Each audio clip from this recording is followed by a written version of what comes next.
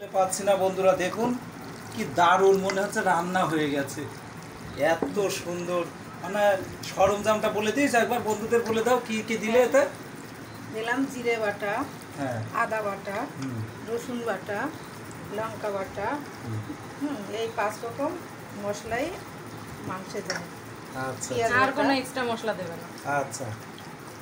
আর আর এই যে ইলিশে দেবো ইলিশ খালি সর্ষে ইলিশ, এই এক একটা পিস পড়ছে বন্ধুরা প্রায় 110 টাকা পিস পড়ছে।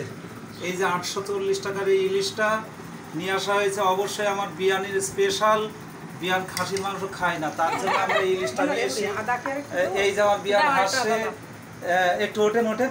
এই যে আমার বিয়ান হাসছে, বিয়ান খাবে। কে খাবে কে খাবে, খাসি কে খাবে?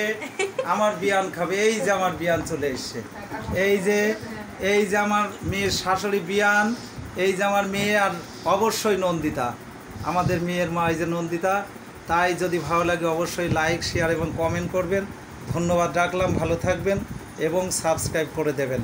এই যে ইলিশ, মটন একসাথে সবই চলবে, আরও অনেক অ্যারেঞ্জমেন্ট আছে, সব তুলে ধরলাম না।